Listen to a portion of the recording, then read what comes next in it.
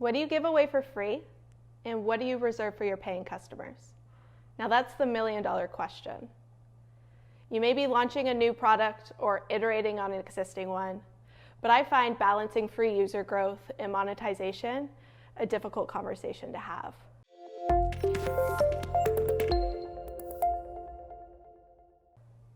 I'm Ashton, and I'm a product manager at Vidyard.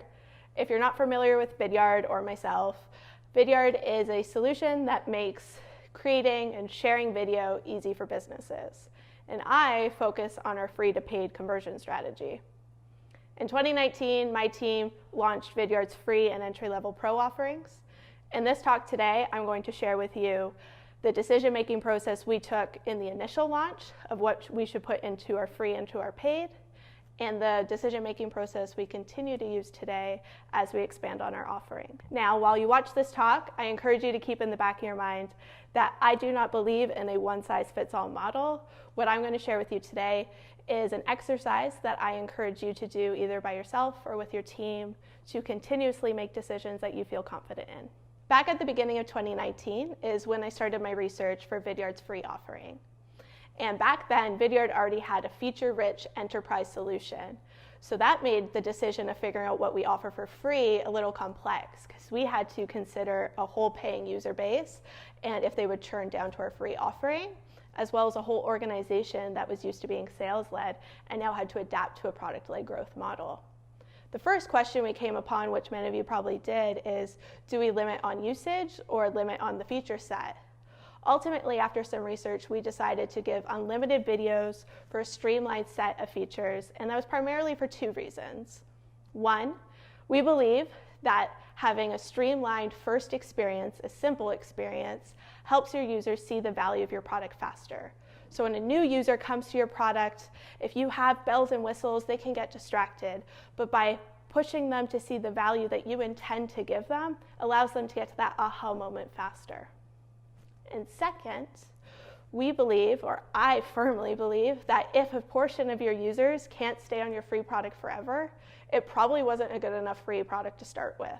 Now, that's not to say I don't want people to upgrade. If you remember, I own our free to paid conversion metric. I definitely want people to see the value and upgrade.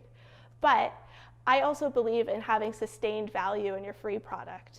And so I feel like a portion of your users should be able to get value out of that free product forever.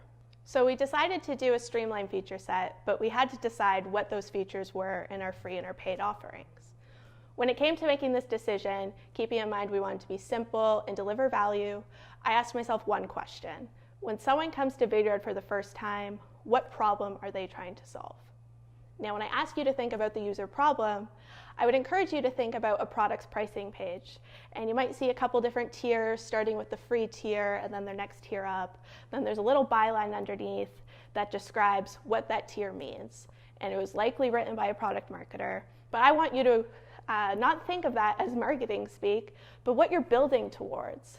So if you think about Figma, a product that is used by a lot of designers, their entry-level tier, at least when we used it at Vidyard, the problem we're trying to solve is I have a project and I need to gather feedback.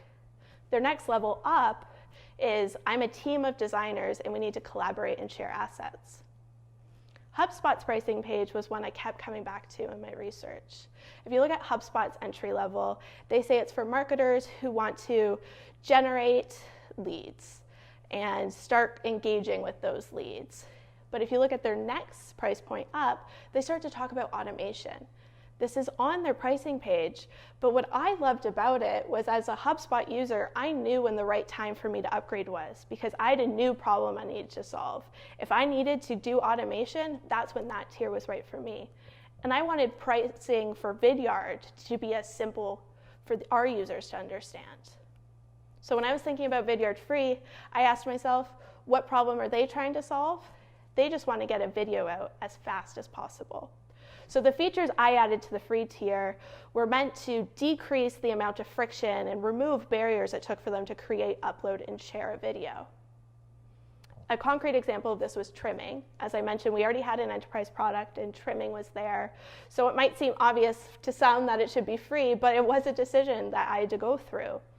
And when I thought about trimming, I thought As a video creator, if I stumble, then I don't necessarily have to re-record a whole new video. I could just trim that out, and then I've removed the steps it takes for me to get my video out there. And that's why trimming made sense in our free product. Now, I had to think about our pro product. What difference in value did our pro product offer compared to our free? And that came with talking to customers and seeing what value they were willing to pay for. And for us, it came to driving a business goal. So that could be seen as I'm a marketer and I want consistent messaging. So we reserved things like customization of logos and branding for our pro tier. It could have been a salesperson that wants to book more meetings. So we reserved CTAs that moved your viewers to your calendar for our paid tier. If you notice here, I'm not talking about activation and retention, but I'm talking about delivering value to your users. By delivering value to your users at these tiers, the results will come in the activation and the retention. So if you read the description for this talk, you would have seen that I love making data-driven decisions that solve real problems. And I've chatted a lot about problems, but not a lot about data.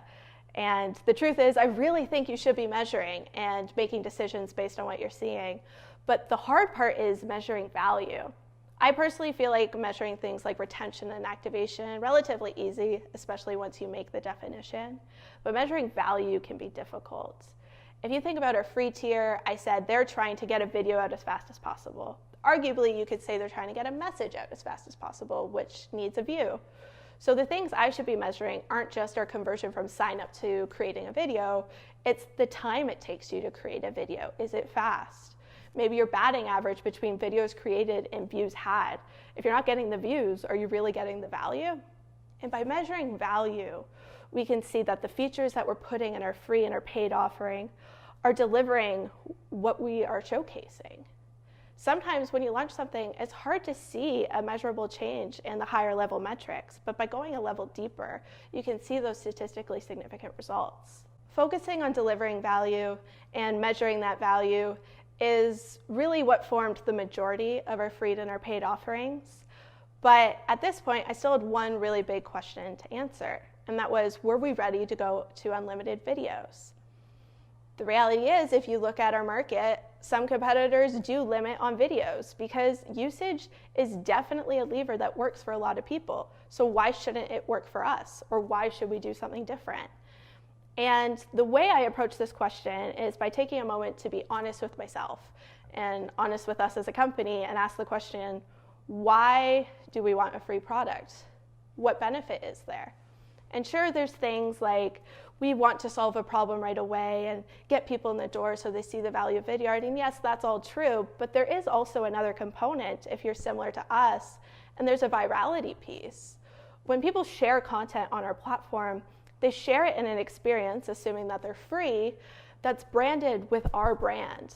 And there's a big eye-catching sign up for Vidyard button. So we should be encouraging people to share this content over and over again, because each time someone shares a video, it's an opportunity for us to sign up a new user. And ultimately, this virality piece is what made going to unlimited videos and not limiting on usage the right decision for us. So once you've delivered that value, I would encourage you to do the same. Complement the user value with what your business need is, and use that to determine what should be in free and what should be paid. So we've talked about user problems and business needs, but the third point I would really encourage you to do is to continuously measure and adapt. We can put in a lot of research, a lot of thought and love before a launch, but the reality is we're not going to get it right every time, and that's okay. You can change your mind. So what I encourage you to do is, while measuring value, activation, retention, conversion, see what new insights you learn as you learn more about your customer base if you're a new product, or see how the market changes if you're a maturing company. If you think about Vidyard, we were founded in 2010. There's definitely things that people used to pay for that are expected in a free product. The market may no longer have that appetite. I would also encourage you to evaluate things that seem like they're performing. Something might be driving your conversion metric, but ultimately it might have a better rate of impacting activation or retention, which results in more conversions down the line. think critically about these things that you're looking at. I'm actually hitting this right now with one of our pieces of functionality in one of our paid offerings. There's something in our paid offering that does drive a lot of upgrades. But if you look further into the numbers, if that's the only feature they interact with, they don't stick around. So in my mind, there's two approaches that I would love to test. There might be more, so if there is more, feel free to reach out to me. I would love to continue this conversation. But the two that come to mind for me are, if they've only used that feature, maybe I can nurture them, convince them to use something else and become a more retained paying customer. Or maybe I could test moving that down for free and see what impact it has on our free retention. And maybe that will grow the user base such that we see more sticky conversions down the line. I would encourage you to think critically about the placement of all of your features, and don't be afraid to change your mind. The reality is, even if you're the only PM on your team and you are doing this exercise on your own, any decisions you make here impact a lot of other stakeholders. And so you're going to have these conversations about free user growth and monetization. I personally find having these values to fall back on makes me more confident in my decisions when I come into these conversations, and my team more confident in me. Being able to tell a story about the value we're giving the user, the business need we're driving, and then the data to back it up can be really compelling and definitely difficult to refute. The value of your product might be different, but I really encourage you to figure out what that value of your free and your paid offerings are and really use that to make your decisions. So first, figure out that value and do your feature set based on that.